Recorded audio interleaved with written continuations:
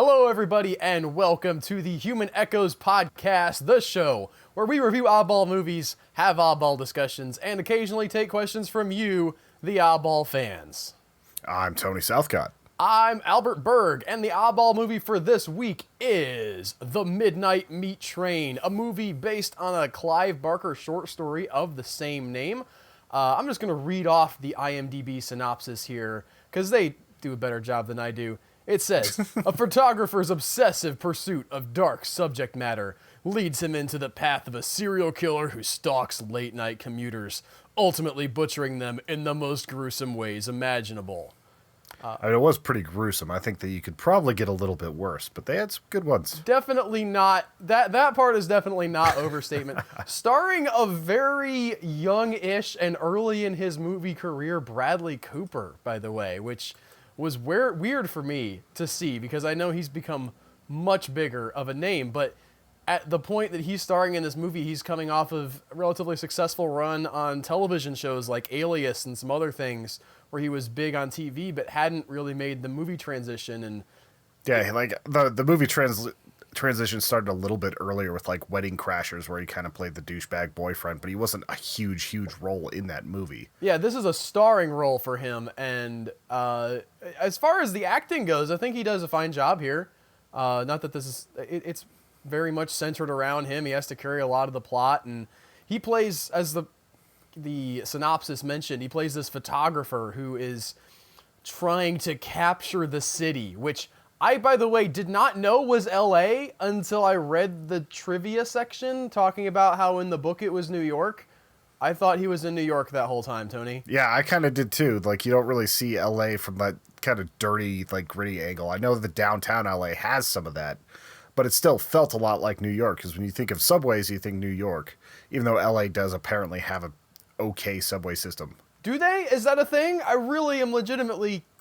I know that they were building one. Let me look up.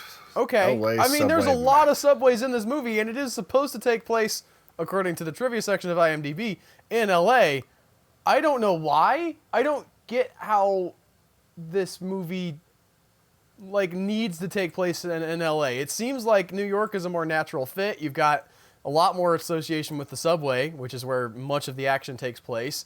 You've got that sort of built-in gritty feel. You've got the art world that he's trying to become a part of as this photographer going to... I'm not saying LA doesn't have all those things, but it's sort of more associated with the sun-soaked, glamorous Hollywood style thing. And this movie is much more like dark and blue. And again, if it was supposed to take place in New York, and I'm not 100% even on board, even though I read that it is, then bad job on that part. Real bad job. Oh, this is showing that there is an LA Metro system that looks decently comprehensive, but there's also a lot of what the LA subway system should be like and what it'll be in 2040 and all this other stuff, so it sounds like it's a work in progress. Okay. If anybody from LA wants to tell us about the LA subway system, hit us up on Twitter at HE Podcast. But he finds out through the course of the movie, and I want to point out, this movie is kind of a mystery style movie, and that was maybe my biggest problem with the movie, because it's a character trying to figure out what's going on when we know what's going on from the first scene. Not like the full extent of everything. There's some extra sort of little details towards the end that I won't... Yeah, Act 3 gets a little crazy. Yeah. We'll get there eventually. But he's looking for this butcher. He keeps taking pictures and sort of following this trail of breadcrumbs. And Vinnie Jones plays the butcher, whose name is Mahogany, I think, or at least it says that on his case. That's his code name, I'm guessing. He might have actually been named Mahogany, but I somehow doubt that. He doesn't talk at all in the film until I think he has one word at the very end. Yeah, he pulls what they did in Gone in 60 Seconds, where he's the big silent menacing guy, and then at the end he has just a little tiny bit. But you have Bradley Cooper essentially chasing down this lead of who is this butcher and what is he is he really part of the train? And the thing is, it's not even just that he's chasing it down, and we already know because we see in the first scene that Vinnie Cooper. What? Vinnie Jones. Wow, I'm a little bit tired today, guys. we see that Vinnie Jones is the one doing the killing to start off with, but like Bradley Cooper figures it out fairly early in the film and then still spends the rest of the film investigating this guy. So While he's trying to get proof because the cops keep rebuffing him, while he's also trying to get like brutal pictures. yeah, okay. That's the other, I think, failure of the film is that, and this is going to be a little bit of a cheat because this is me saying I wish the film had been X instead of Y. But there's that moment, and it's a great moment, early in the film where he's been told by this, fancy schmancy art dealer lady that what he needs to do to make his pictures more visceral and more relevant is to get these shots of the city at its most gritty, of letting events play out in front of him. And so he sees this attack happening on the subway stairwell where this gang is threatening this woman with rape and doesn't do anything at first, just stands there and takes the pictures and eventually like she sees him taking the pictures and then he kind of snaps out of it and says, hey, you guys, don't be raping people. Rape is bad. I mean, it's actually kind of a cool moment where he does, sort of stare them down and has a little bit of power over them. But then they never follow that descent into I'm willing to do worse and worse stuff for, better and better pictures. It just... So you're saying you want it to be a little more like Nightcrawler? A little bit. Nightcrawler, but with the, like, weird supernatural / horror element that we had in this movie. And I get that Nightcrawler did already, well, I mean, it was after this, it did do it, and probably did it better than this movie ever could have, but I still thought that there could have been some interesting commentary in art and losing sort of your grounding and pushing into stuff that you should not be pushing into to get the perfect shot. And yeah, well, it's like what Brooke Shields' character was talking about. She's like, I don't want to see the moment where the businessman is disgusted. I want to see the moment that the hobo pukes on the businessman. Like, I like they definitely could have explored that more, like him at least letting one image of violence go past the point where he doesn't help. Yeah, and instead it's him just obsessively researching this butcher guy who we already know is the bad guy because multiple times in the movie we see him killing people. It would have maybe been more effective if he's going off and doing like crazy stuff to get, better and better shots that are more and more visceral, and his girlfriend is looking into this butchery and trying to tell him, hey, look, like there's bad stuff happening, and he doesn't want to hear it because he's trying to tell himself that he's not part of this. And they just sort of, it never comes together in a really good thematic whole, I thought, anyway.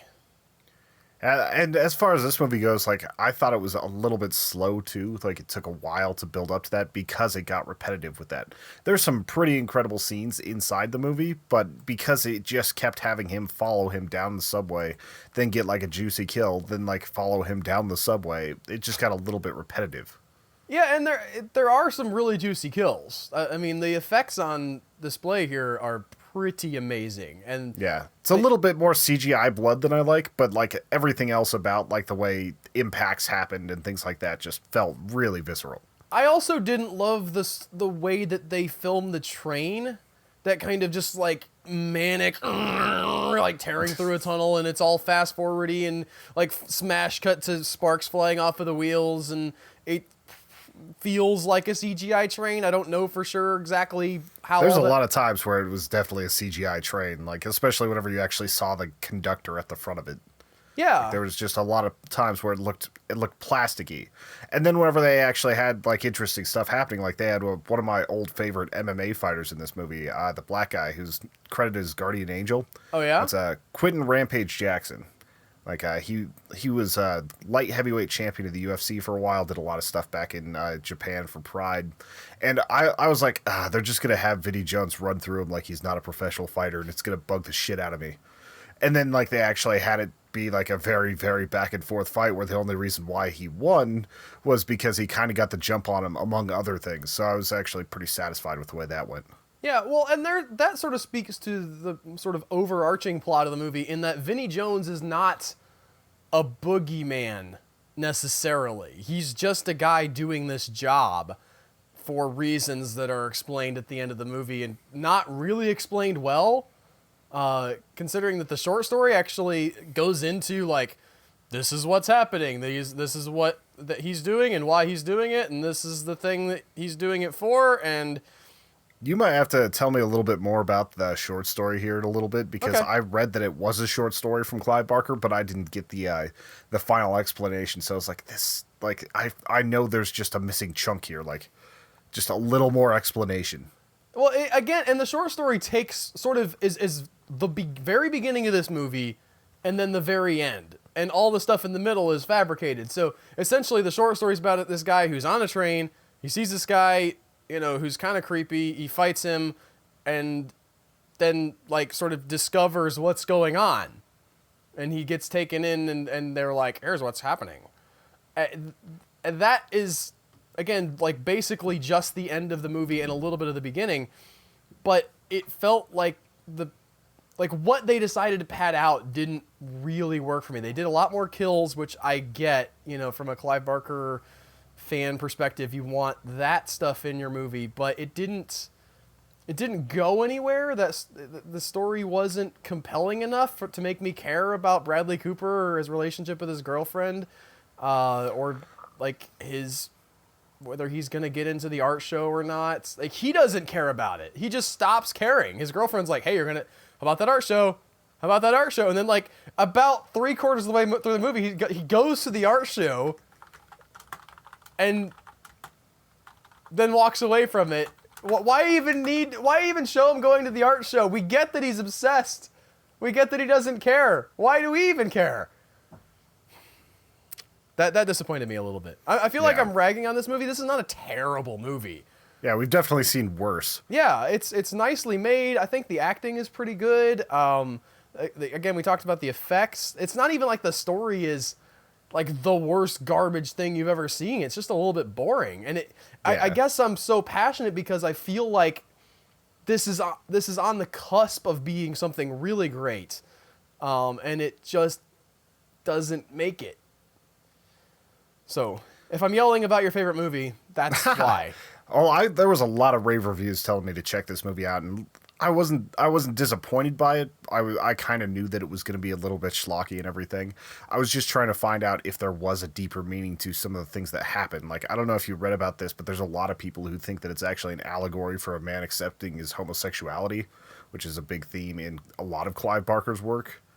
I don't know if the movie or the story? The story and the movie. There were a lot of people like trying to attach that to the movie as well. That's not great. I was wondering if you picked that up, like, because I could see how if you really, really wanted to force it, you could, but I just didn't see that. I mean, you need... There's like the one scene where he's so obsessed with finding this butcher guy that he's like kind of, doesn't get it on like he wants to with his girlfriend, but that is really stretching what I think is a fairly thin movie to make it fit your template there. I do not buy that. Yeah, like there were people in these threads talking about how they wrote like 20-page college papers on it and all this. It's like, yeah, you're kind of stretching, but that's what college is for. I mean, there is the train theme, right? Like, there's the whole name of it. Yeah, we got yet another movie that's literally about penises. But he even has that moment where he goes back and has sex with his girlfriend. Is that supposed to be That's him how the movie starts, too. Trying to convince himself that he's not gay by... Yeah, it's not like the second season of True Detective. Yeah, the movie starts out with him hooking up with his girlfriend. Who's the guy that he's supposed to be, or just generally... No. It was the thing that, like, it's just weird. Okay. That's a little bit of a spoiler there, Tony. Yeah. I'm going to bleep that part until we can talk about that. Go ahead and bleep that out. But. Spoilers, but it's still I don't see that. That is not what I got out of the movie, Tony. Granted, I'm not going into a lot of movies looking for the guy struggling with his sexuality, but it seems like you could. I mean, Lego Batman is more about a guy struggling with his sexuality than this movie is. Was it? Oh yeah. I didn't pick up on that. Oh yeah. I mean, I guess he's trying not to look at Robin, but that's like... So, like that line that Joker has in the trailer about like Batman's talking about, I'm currently fighting around with several people. Like it's about his fear of commitment, and one of the people he's afraid to commit to is the Joker as a villain.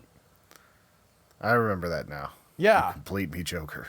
that's a whole arc of the movie, whereas in this, I guess if you're looking for it, you can really make it fit there, and maybe it fits better in the short story, but all the padding kind of waters that down a lot.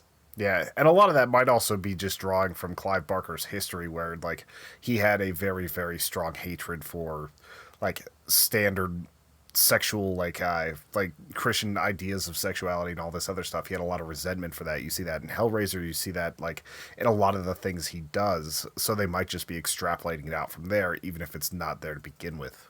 Well, and I haven't read the original short story. I've read the synopsis, but I'm not saying that that's not there necessarily in like his intent to begin with, but I don't think the people making the movie picked up on that. They might have kept some of those tones just if it was carrying over from the story, but it's bad. They're doing a bad job if they're trying to do that. It's more like this is just whenever I was doing research on this, and I was wondering if that was anything that you had thought, because you usually do a pretty good job of reading into deeper meanings of a movie. I try. And like, I didn't pick it up, and I was like, there's a lot of people talking about this. And there's also a lot of people that are like, yeah, you're reaching here. I did want to mention my other favorite. I talked about my favorite scene with Bradley Cooper, where he's on the stairwell and sort of takes that step into darkness, which I think probably again is a problem because it's so early in the film and he never continues that journey really. But my favorite scene with Vinnie Jones was when the kids try to sell him the candy bar, and you think it's going to go one way and it goes a different way, and you really see that like this is a human person. He's a guy who's doing this, and not like he has to do it, but he's not completely soulless and empty. And that was a moment that was just fraught with tension, where you thought you knew exactly how it was going to go down, and it doesn't. And he manages to do the whole thing without talking. Vinnie Jones is great presence. Like he does the same role a little bit, like, but it's so good that I don't care. Yeah. You look at Lock, Stock, Two Smoking Barrels, he's just the big guy. He talks a little more in that. Same with Snatch, same with Gone in 60 Seconds. Just like, even with the Juggernaut, he barely talks whenever he's in like X3 as the Juggernaut. It's just, he's very imposing and very scary looking. And he pulls it off well. He never tries to go further. You never feel like he's going further than his abilities allow. He gets cast in these roles and he does them with aplomb, and I like that. We talked about this ahead of time. Do you want to go into spoilers here a little bit? Because we try to keep these reviews spoiler free, but I want to talk about the original short story here, which has big spoilers for the movie, and I want to talk about sort of the wrap up. I wouldn't say it's a twist necessarily, so much as it is, I guess, a reveal would be maybe a better term. Reveal is a better term for it. This movie is from 2008, so it's been out for a little bit. It's on Netflix right now. If you're not wanting to be spoiled to some of this stuff, because it's kind of a discussion I want to have, skip forward about 10 minutes, I would say. 5 minutes, 10 minutes, something like that. I'll put a little, you know what, if you're watching this on YouTube, I'll put a little thing on the screen that says spoilers, so you can know. You can mute it and fast forward until you don't see the spoiler tag anymore, and we'll be done with spoilers. If you're on the audio podcast, good luck. But the end of this film and the end of the short story as well, he goes through all of these investigations, and you get little hints of it throughout the story, right? Where he's saying, how could this be the same guy? Because he has these, bus clippings from like back in the 1940s. And Vinnie Jones has these on him because he carries those around for some reason. I didn't understand that. I understand why you're like, let me carry evidence of this weird conspiracy that I've been a part of this whole time, but I'm not the original. What? For hundreds of years, and I'm just going to like keep it from 1914. Well, I don't know if it's been like, they probably weren't. I'm pretty sure it was like 1915 in one of the microfiche things. No, yeah, but I'm saying like there wasn't a subway before then, so maybe it would have been a different Like he wouldn't have had train tickets. He'd ride the trolley. I guess he's on the stagecoach killing people. But there's this reveal that there are these monsters, essentially, these beings living below the surface of the city. Again, in the story, it's New York, and here it's L.A.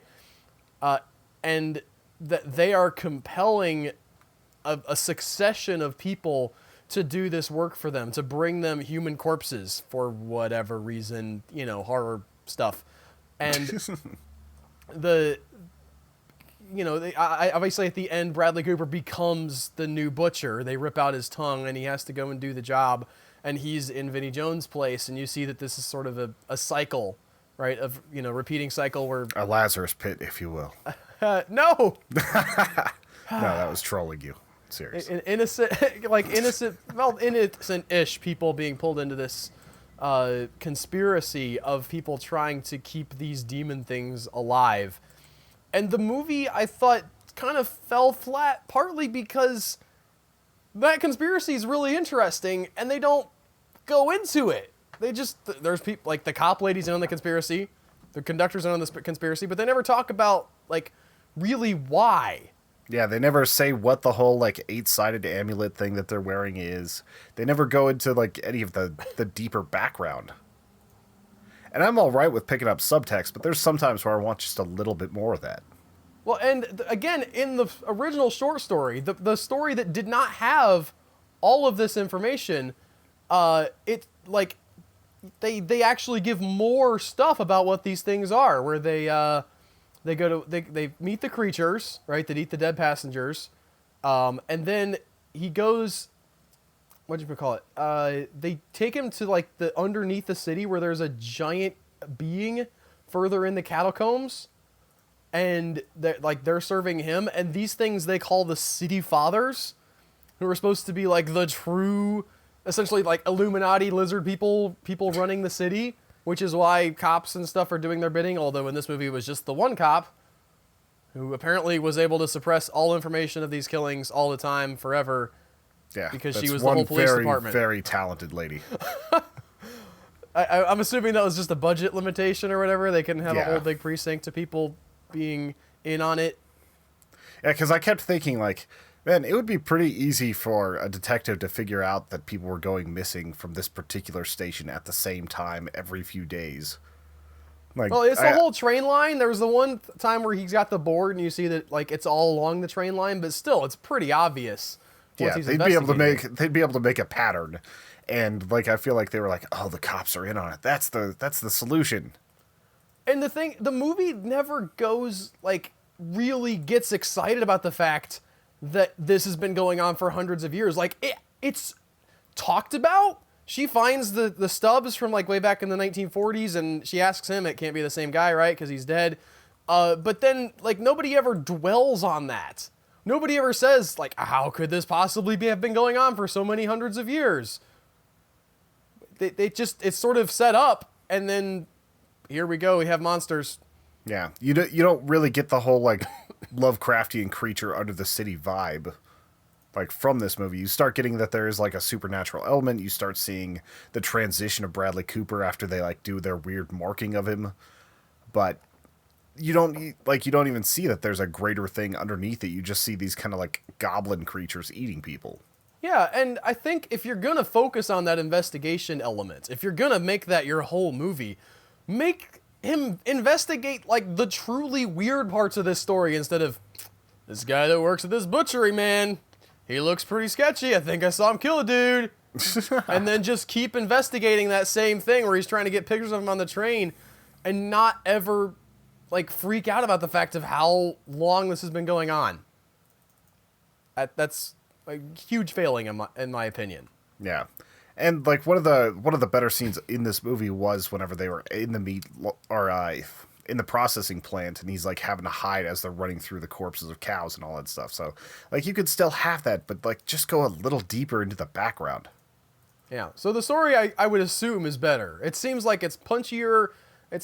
Maybe it has more of that subtext they were talking about. I have to bring up here, by the way, I read I was on the page here for the book where this movie or this story came out. It's in the Books of Blood by Clive Barker. It's an anthology series, and I found a really cool, a synopsis of a different story that I wanted to talk about. I guess we should make sure we're wrapped up on Midnight Meat Train, though. Did you have anything further you wanted to say about the movie, Tony? I think that I've covered most of what I want to say. Like, if you're a fan of slasher movies, like if you want to see something that's a little bit different from the standard slasher flick, definitely check this out. Once again, it's on Netflix. I enjoyed it to a point. It's good schlocky fun, but it could have been something great because it was well shot in a lot of ways, and yeah, it could have been better. Did we get questions related to the film?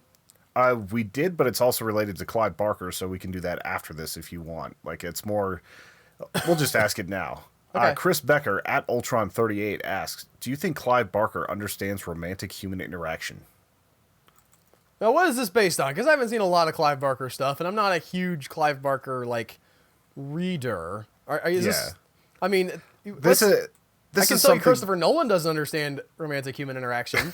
I can tell you that. I don't know about Clive Barker. This is a little bit more related towards, like, the Hellraiser movies, Nightbreed, a lot of that. And it seems like there's kind of an underlying abuse, and if not abuse, more like in the whole, like, he was very closeted for a while. He was very suppressed. He was very, like, he just was not comfortable in sexuality for a long time, and like a lot of his work is a reflection on his angst towards the way he was treated or the way he was perceived as being treated. Like, you look at Hellraiser, and a lot of it is hypersexualized kind of bondage gear, all about pain and masochism and sadism and everything else. So like he kind of gives off that vibe that he might be into some alternative lifestyle type stuff.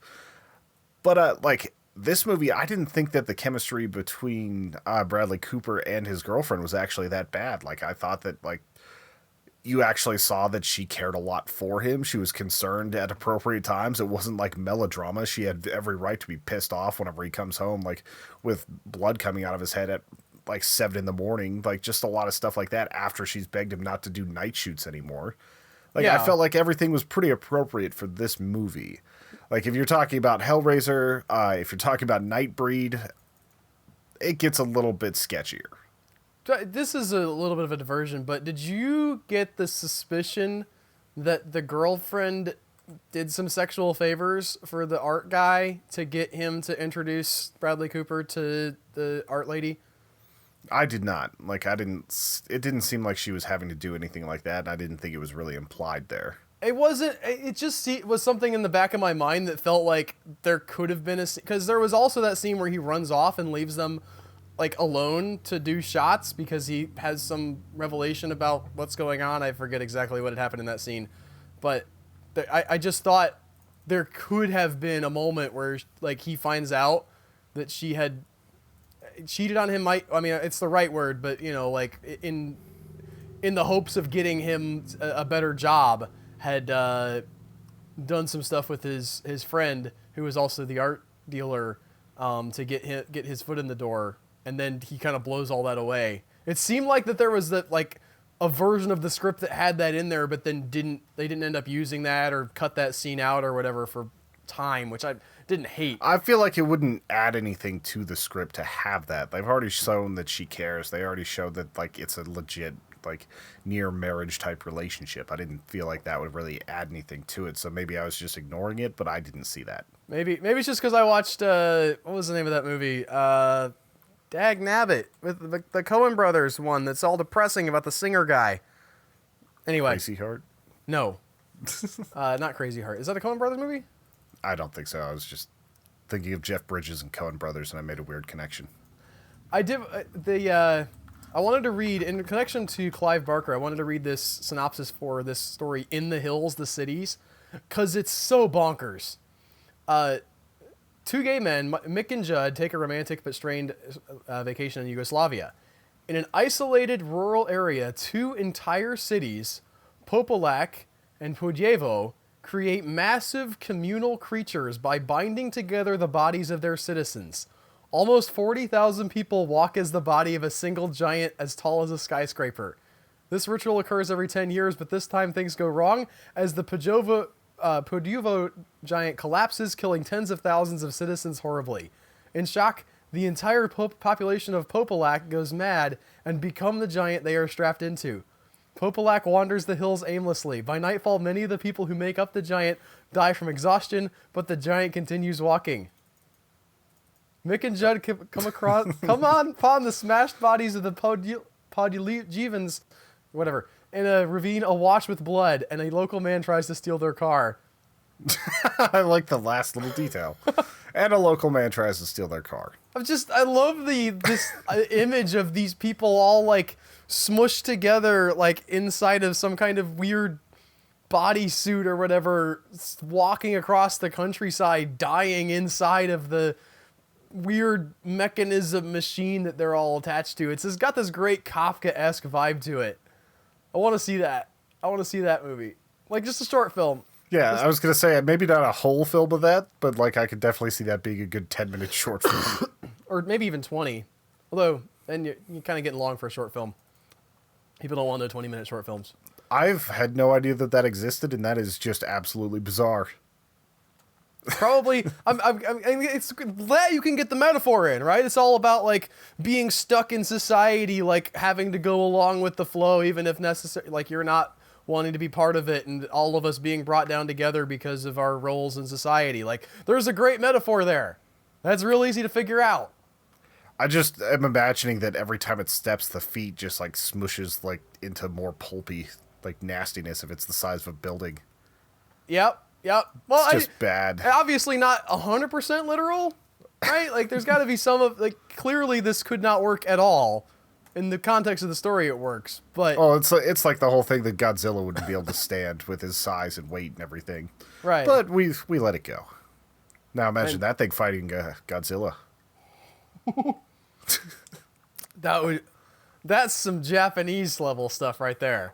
That I could see that, like some weird anime thing where like the zombie souls of something like got twined together in a giant monster. At one point, Godzilla was like possessed by the dead of Hiroshima in one of the Godzilla incarnations, and the Japanese stories can get weird sometimes. Did you see Godzilla Final Wars? No, I still haven't yet. That one is actually the same director as this movie. Oh, really? Yeah, Ryuhei Kitamura did Godzilla Final Wars. I was actually wondering if you'd made that connection yet. I didn't click on the director. I didn't even look at who it was. So has he done a lot of stuff? He's made 22 movies. It looks like most of them are in English. It's like Doorman, Downrange, Callous Night, Lupin the Third, No One Lives, Versus, Azumi. Like kind of goes back and forth. I haven't heard of any of the other movies other than the Godzilla one. Fair enough. Actually, I might have heard of Baton. I've heard that was a really messed up movie. Is it time to go into trailer talk, Tony? I believe it is. All right. We were gifted a trailer that I was not even expecting this week, Tony. From Steven Soderbergh, director of Ocean's 11 and less popularly 12 and 13. But he has a new movie coming out called Logan Lucky. He also did Magic Mike. Yes. I keep hearing that is actually a really good movie, but I'm not brave enough to watch it, Tony. Yeah. I'm not man enough. I'm probably going to skip over that just because I know it's going to have like musical elements and dong everywhere.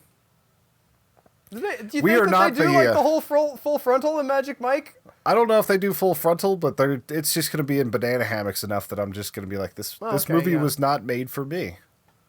Fair enough. Like, just flat out, this is a movie made for people that really want to see Channing Tatum wearing almost nothing.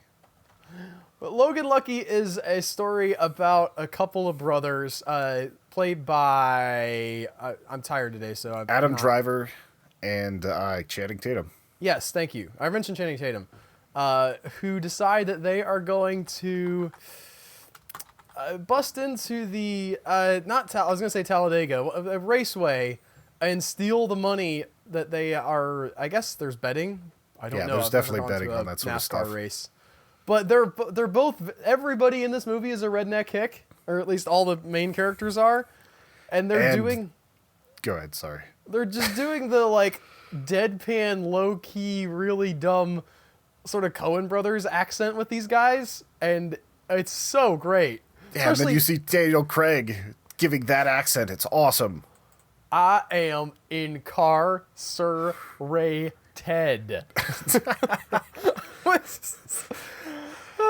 I'm not even doing it as heavy as he was doing. Yeah, like it was just, I was like, is that really him? Like, I thought it was like Malcolm McDowell or something at first because of like the short, like silver hair and everything. But it's just Daniel Craig, like in jail, full on redneck. He looked like he was having fun in this trailer too.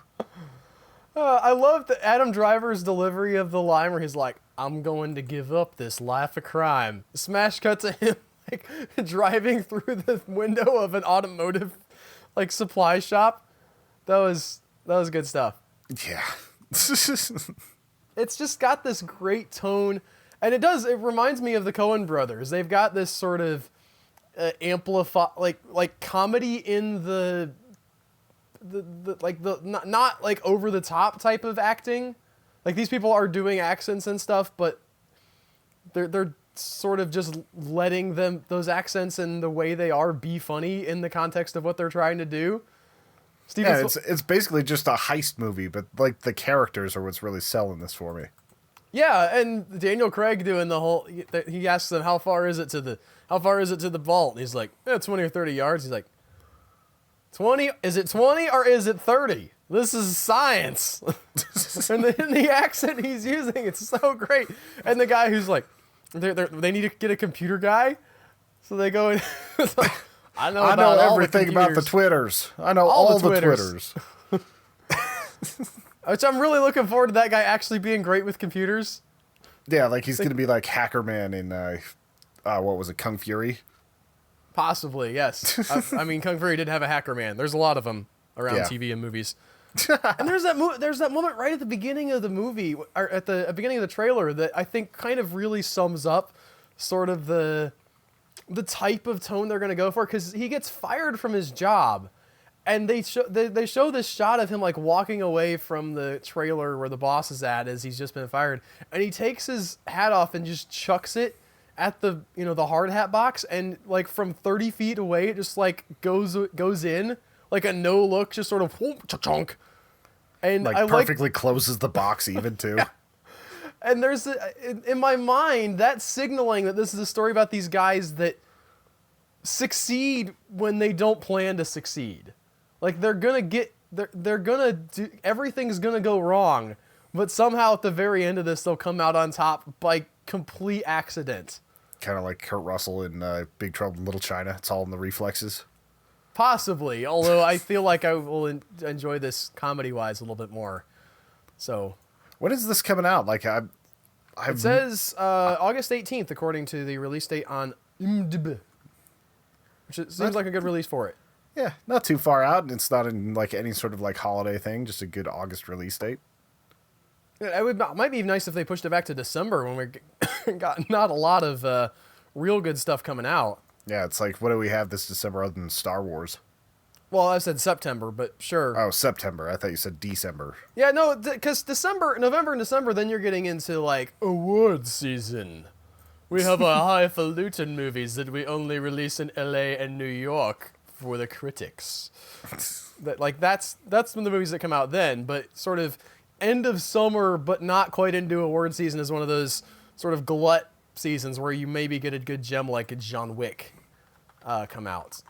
So John Wick 2 still strong this by the way. I was thinking about the movies that have come out this year and what has been good, and John Wick 2 is still on that top 10 list of the year so far. Yeah, which was really interesting to me because you didn't even like it or John Wick, the first one, that much. You felt it was a little dry, and then this one actually made you a bigger fan of the franchise. It expanded. It did what I wanted. It sort of like, it deepened the things I wanted deepened. And it wasn't like some origin story where we see John Wick as a teenager, learning how to shoot his gun. Nobody needs that. I don't think. Now they're probably going to make that. Eventually, if this franchise gets big enough, I'm sure that eventually Hollywood will be like, but what about a prequel?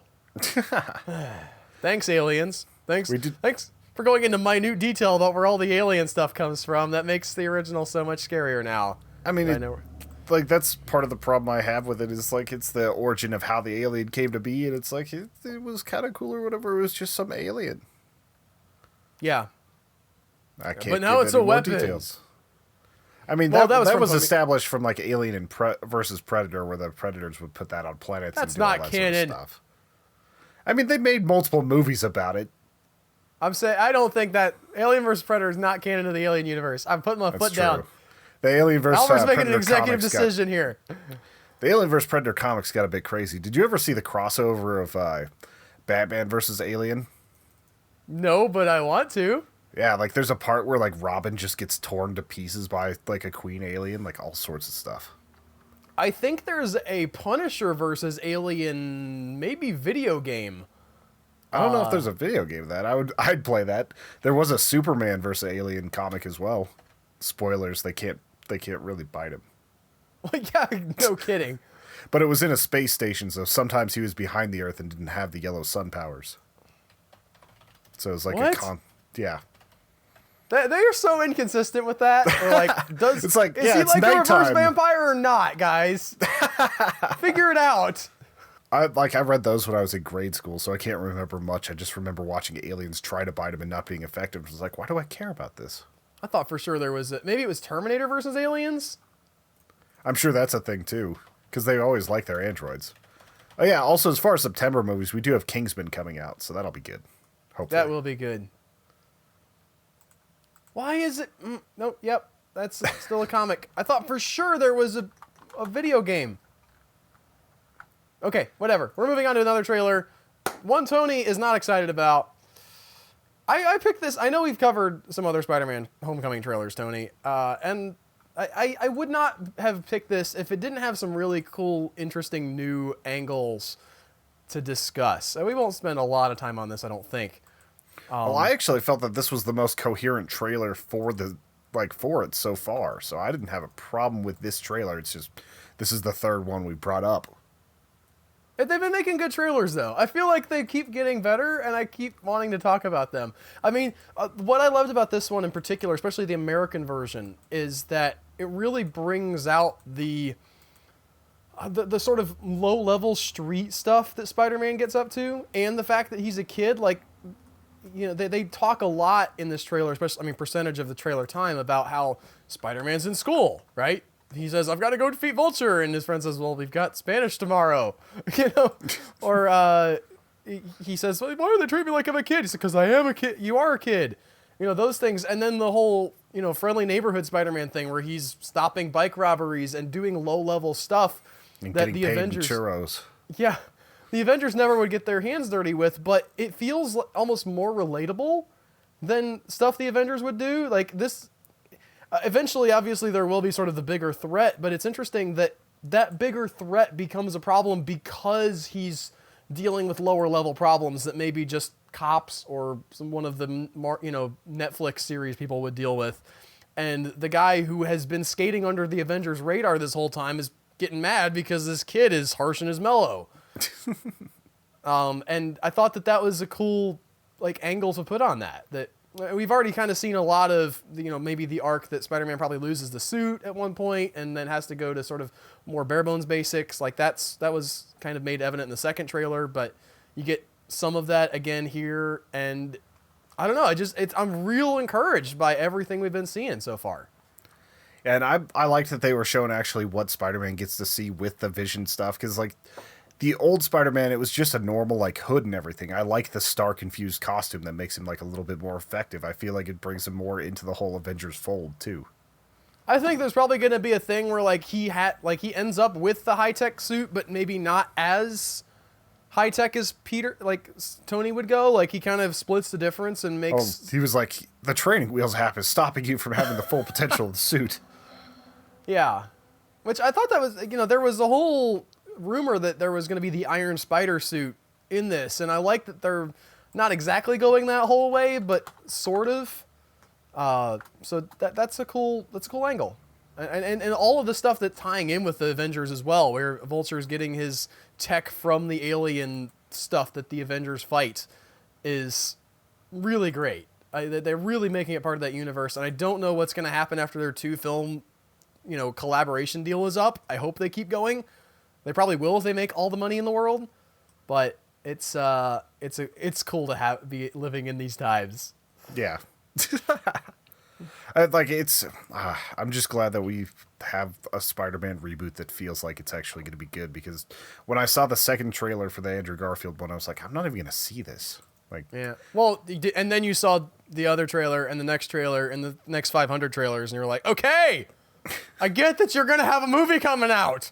Yeah, it's kind of like right now with The Mummy. Every time I watch a YouTube video, like every 5 to 10 minutes, whenever it's like switching to the next song, it's that 30-second Mummy trailer where he's like, "Quit kicking me in the face," or "No, that's a funny my face." moment. He keeps screaming it over and over again. But that movie is not looking good. No, I keep wondering if it's gonna sink the Universal Monster universe before it gets started. But I think we talked about that last week. I don't know. It all blurs together, people. We've done this almost 250 times. The final trailer we're going to discuss today is not for a movie. It is for something that we're fairly excited about, though. It is the Season 7 trailer for Game of Thrones, or is it Season 6? It's Season 7. Okay. I forgot where we are in the count. This, for those of you don't know, is going to be a truncated season. I believe they're doing 7 episodes. And Which then the sucks. Well, they want to spend all that money, though. Yeah. And they got to... If you don't want them to spread it way out and have a lot of talking, then maybe that's how they got to go. Yeah, it's just gonna be so much slaughter. Like, you can already see what's going on. Like, this trailer does a really good job of putting Cersei like right at the center of being the big bad for this season. Literally at the center. Yeah, like literally She's got walking her on a giant map she's standing on, where she's like, "Enemies all around us. We're gonna whoop them all, boys. Come on!" Like, enemies to the east, to the west, to the south, to the north, and then like it shows Daenerys sitting at the table at Dragonstone, like literally over a map that has no borders because it's supposed to be ruled by just a single Targaryen. Like, just so much cool like symbolism built into this. I watched like 4 different breakdowns of the trailers. Alt Shift X has the best breakdowns for anything Game of Thrones. Like, I watched 4 different things on like the Valyrian weapons that are left in the world and all these other things. So check out Alt Shift X. But like the way he broke down the trailer, he just, every little granular thing like is there. Like, you're seeing Sam Tarly's dad's people fighting in the open field against the Dothraki, and just so much is happening. Is that who that is? Is that what was going on in that scene? I didn't pick up on that specific thing. If you look at the way the archers are armored and everything, it looks exactly like the House Tarly bannermen. Okay. And then you see like possibly the first scenes of Casterly Rock in the whole series, where you've got that being stormed, and Casterly Rock's never been taken by any sort of siege force. And you've got so many other cool things happening all at the same time. Like, that one scene where the Dothraki are on the horseback and they're all in unison, like, jumping up onto the saddle and all that. Like, I don't know why that's so cool. Why it's cool because it's hard. If you don't see that in a lot of movies. It's real difficult to stand on a saddle. Yeah. Well, I also like that because that goes back to the whole, like, Mongol hordes thing, where you had basically entire armies of people that would be considered, like, trick riders for circuses, like, where they could just do insane things from horseback, pulling 100-some-pound test bows or dual-wielding weapons, and it's so cool. I wonder how they did that. Like, I mean, I assume they had some trick riders, but there's got to be a certain point in that scene, because they're not just standing on the backs of the horses. They're doing like a thing where they're on the horses, and then they're jumping onto other guys' horses to slaughter them on their own horses. Yeah. Or something. I mean, it's fairly quickly cut, but there's just the special effects involved in that kind of thing would be real, like, I would think involved. Yeah, like, I imagine that they probably had 5 people working really hard to get like that, just to get the action and having it look right, and then compositing it onto other like CGI people and everything. But it doesn't look like CGI. It just looks cool. The only shot that I thought looked, and maybe it didn't even look CGI, it just looked kind of flat, was when they were all charging across the plain with the dragon over them. Yeah. There just wasn't anything interesting in the background there, and it felt like, okay, there's a bunch of flat people and then a dragon. Yeah. I know I'm being too critical of something that is still very cool, but I wanted there to be a little bit more visual flair. I would have like thrown some mountains or a city or like a fire or something. I don't know what the story is there, so I don't know if there would make sense for that to be there, but some kind of thing just in the background of that to really give it a little more pop. Yeah, Maybe they 'cause you will always still do look that at- before the season comes out.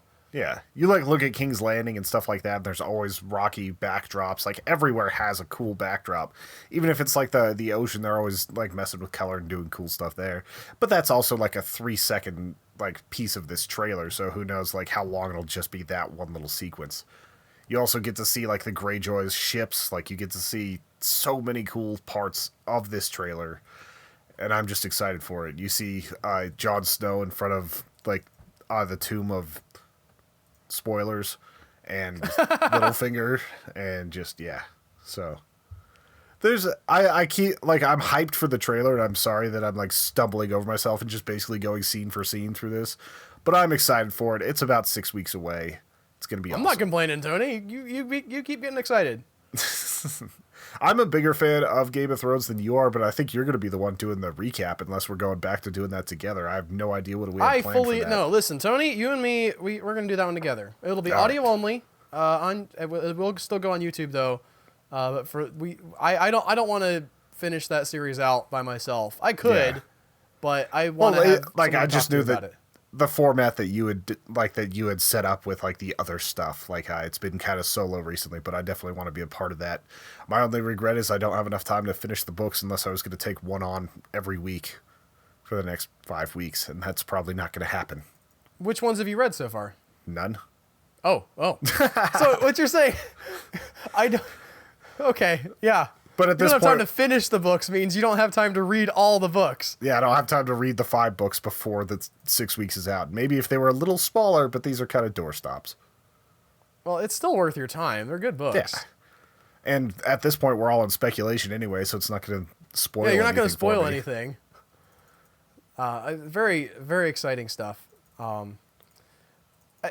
wanted to ask, did you hear about this and the reaction to also this Wonder Woman all-female screening that they're doing at the Alamo Drafthouse in a couple weeks?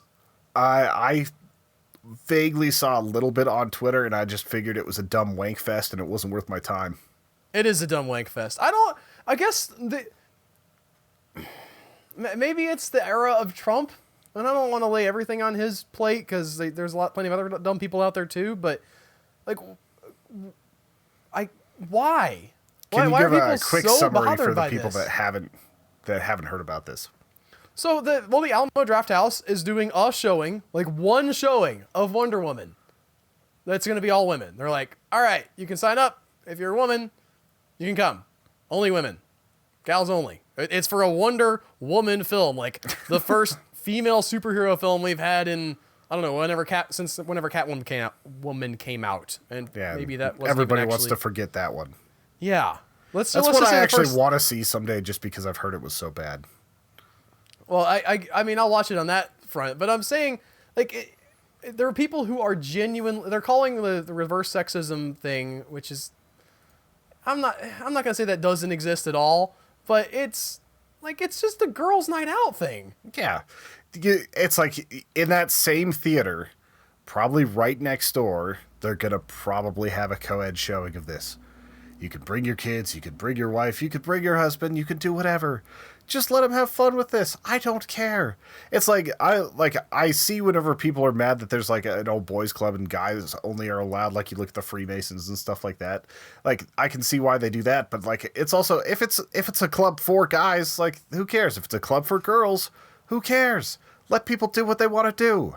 It's not even opening night. It's not like they're depriving somebody who like really wanted to see it. Like I had my ticket, but they're taking it away from me. Yeah, it's not like Star Wars Phantom Menace where you're out having to camp for 3 days or 3 weeks to get your ticket. Like, just go online, buy your ticket for another thing, get on with your life, and stop complaining. Like, people need some actual, like, challenges in their life. They need some sort of purpose so they can forget about all this bullshit. Well, and the thing, it's not like there isn't overreach on both sides, right? It's not like there aren't people out on Twitter saying all white people are racist, all. Yeah, it's Okay, like you that go to I'll take Tumblr an in issue action. with. I'll maybe say, okay, you know what? Do you really mean racist? Are you maybe trying to say like occasionally prejudiced or something? No, you really okay? It's like, Like do you that I'll really argue want with. to take the time to turn turn white people into the other? Do you really want to like bring that out and make it so that it's like it's going full bore the opposite direction and becoming reactionary? Like, I have a problem with that sort of stuff too.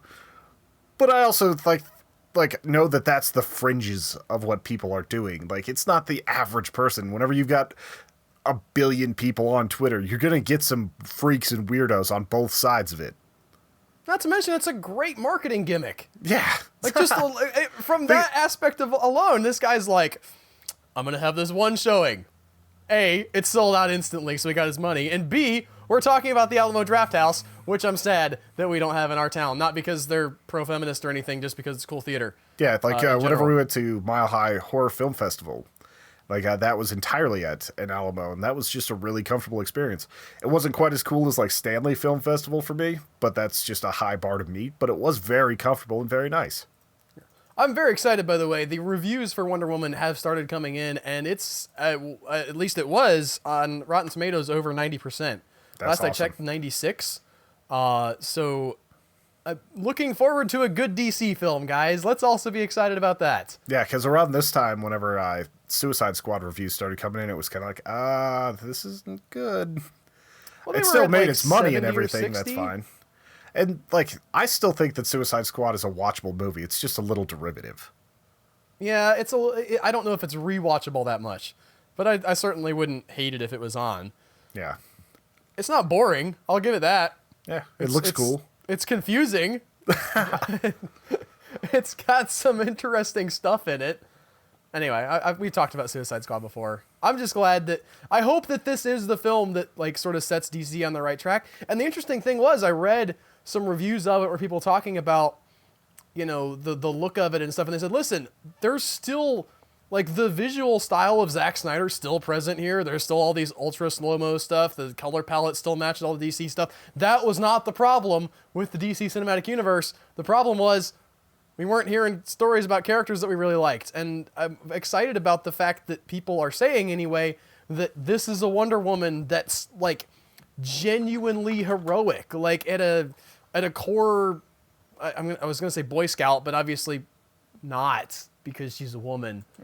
But you know, sort of idealistic level. Just Like, I think people actual should be good. heroism and not like darkness and angst and everything. Yeah, she's not like wrestling with, should I save the world or not? She's like, bad stuff's happening, guys. Let's go save the world. And her like sisters on Thematic are like, no, let's not. She's like, no, really, let's go.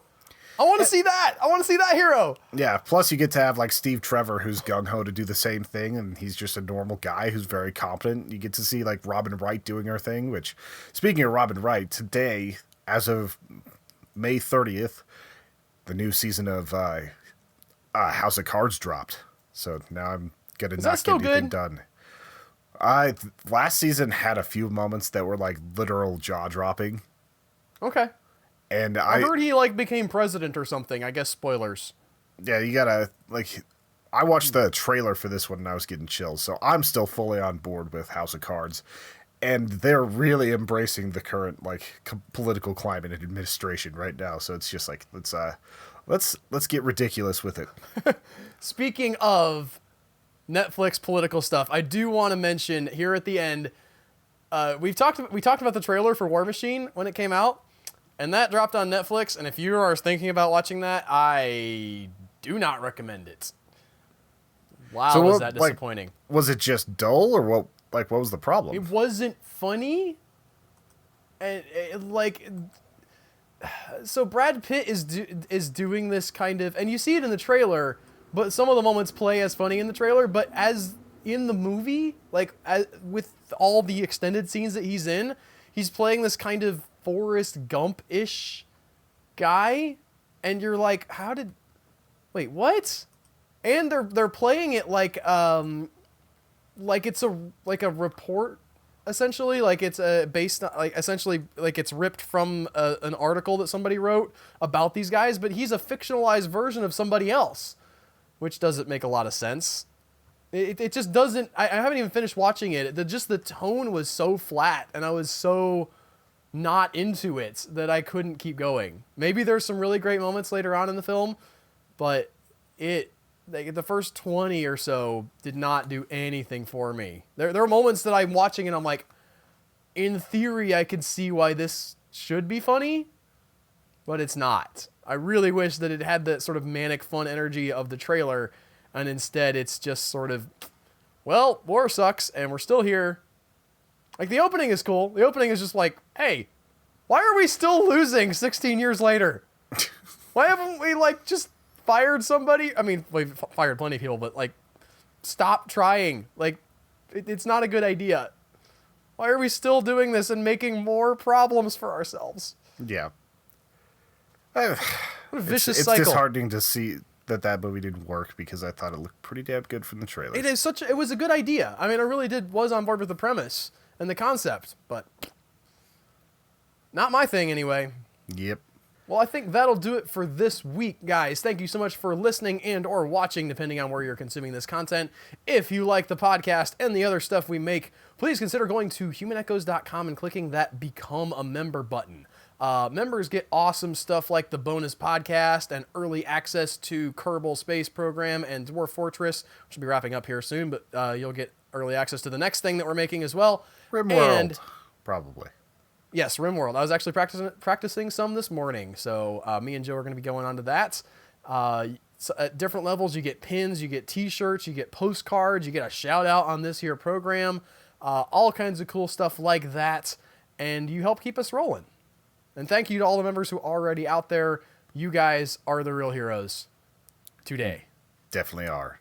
Also, on a personal note, I'd love it if you checked out our Dungeons & Dragons game. It's a lot of fun. It's available in both audio form and on the YouTubes, so check it out. It's just audio on YouTube. It's not like our faces, but it's still a great... I queue it up and listen to it on YouTube because I'm weird. But it's amazing. It's maybe my favorite thing that we're making. And I wish more, I mean, not like nobody's listening to it, but I want more people listening to that. I want that to be like something. Yeah, I want to justify me like putting in the time and everything so we can do a long series of it, not just like a 10 episode thing that was like, well, we tried. So, anyway. Next week, we will be covering what? Well, The Girl with All the Gifts. I almost forgot, Tony, but that was only an hour ago, and I remembered. I'm okay now.